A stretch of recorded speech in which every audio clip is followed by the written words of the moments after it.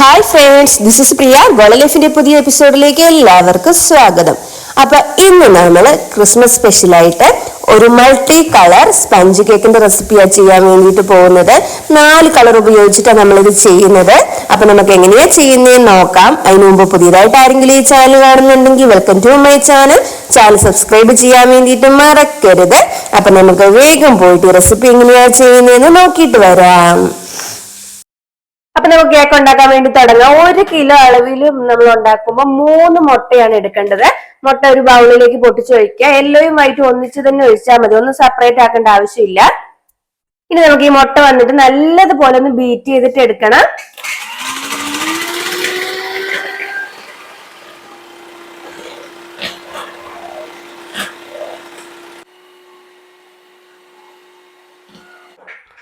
ഇപ്പൊ കണ്ടില്ലേ, മുട്ട നല്ലതുപോലെ ബീറ്റ് ചെയ്തെടുത്തിട്ടുണ്ട്.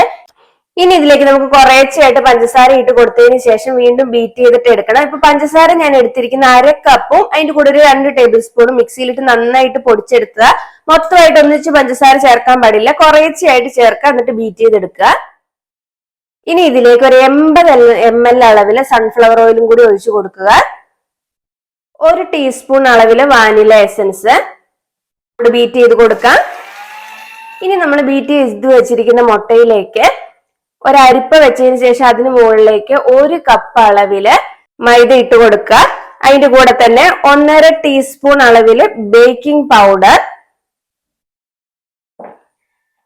2 ടേബിൾ സ്പൂൺ അളവില് മിൽക്ക് പൗഡർ, 1 നുള്ളു ഉപ്പ്,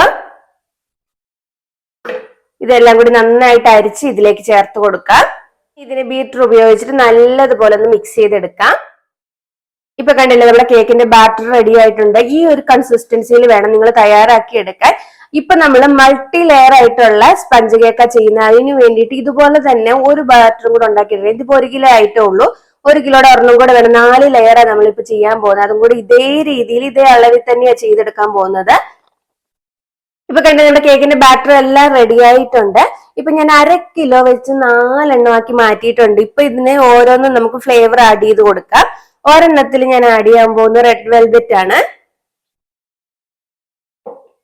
മറ്റൊന്നിൽ ഓറഞ്ച്, ഒരെണ്ണം പിസ്ത. ഇതിൽ ഞാൻ ഒന്നും ചേർക്കുന്നില്ല, ഇതിപ്പോ വാനില ആയിട്ട് തന്നെ നമുക്ക് യൂസ് ചെയ്യാം. വാനിലയും പിസ്തയും അതുപോലെ തന്നെ ഓറഞ്ചും റെഡ് വെൽവെറ്റും ആണ് നമ്മളിപ്പോ എടുത്തിട്ടുള്ളത്. ഇനി ഇതിനെ നമുക്ക് ഫോൾഡ് ചെയ്ത് കൊടുക്കാം. കണ്ടില്ലേ, ഈ ഒരു രീതിയിൽ വേണം മിക്സ് ചെയ്തെടുക്കാൻ വേണ്ടിയിട്ട്. നല്ലതുപോലെ മിക്സ് ചെയ്ത് കൊടുക്കുക, എല്ലാ ഭാഗത്തും ആയി കിട്ടണം. ഇപ്പൊ കണ്ടില്ലേ, എല്ലാ കേക്കിന്റെ ബാറ്ററും റെഡി ആയിട്ടുണ്ട്. ഇനി നമുക്ക് മോൾഡിലേക്ക് മാറ്റാം. ഇപ്പൊ ഞാൻ മോൾഡ് റെഡിയാക്കി എടുത്തിട്ടുണ്ട്. ഇതിലേക്ക് നമുക്ക് കേക്കിന്റെ ബാറ്റർ ഒഴിച്ചു കൊടുക്കാം. ആദ്യം ഈ റെഡ് കളറാണ് ഞാൻ ഒഴിച്ചു കൊടുക്കുന്നത്. ഇനി ഇതിനൊന്ന് തട്ടിക്കൊടുക്കുക. ഓരോ ബാറ്റർ ഒഴിച്ച ശേഷവും ഇതുപോലെ തട്ടിക്കൊടുക്കണം, എന്നാൽ മാത്രമേ ഇതെല്ലാ സ്ഥലത്തേക്ക് സ്പ്രെഡ് ആയി കിട്ടുള്ളൂ. അടുത്തത് നമുക്ക് ഗ്രീൻ ഒഴിക്കാം.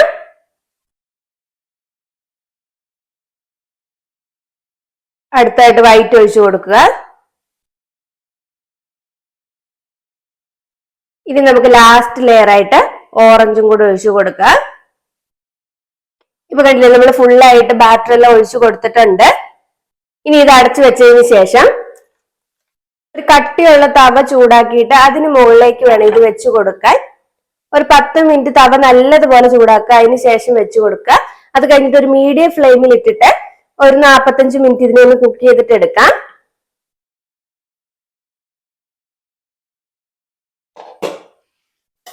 ഇപ്പൊ കണ്ടുകൊണ്ട് കേക്ക് നന്നായിട്ട് കുക്കായി വന്നിട്ടുണ്ട്. ഇതുപോലെ ഒരു സ്റ്റിക്ക് എന്തെങ്കിലും ഒന്ന് കുത്തി നോക്കിയാൽ കറക്റ്റ് ആയിട്ട് അറിയാൻ പറ്റും. കണ്ടോ, ഒന്നും ഒട്ടിപ്പിടിച്ചിട്ടില്ല. ഈ ഒരു പരുവത്തിൽ വേണം എടുക്കാൻ വേണ്ടിയിട്ട്.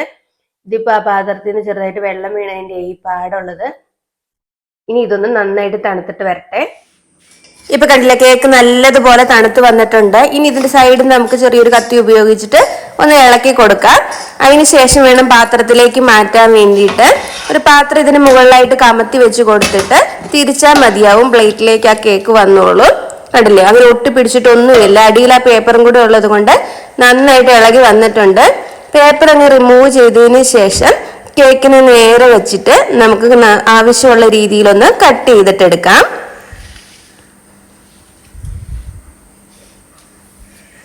ഇപ്പൊ നമ്മളിത് 2 കിലോ അളവിലാണ് ചെയ്തിരിക്കുന്നത്.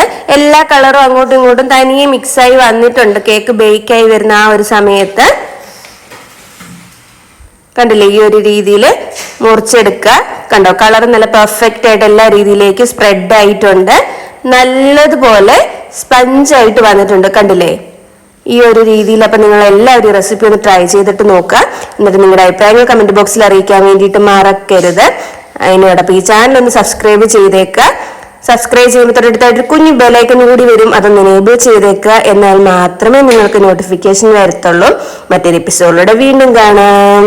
ബൈ.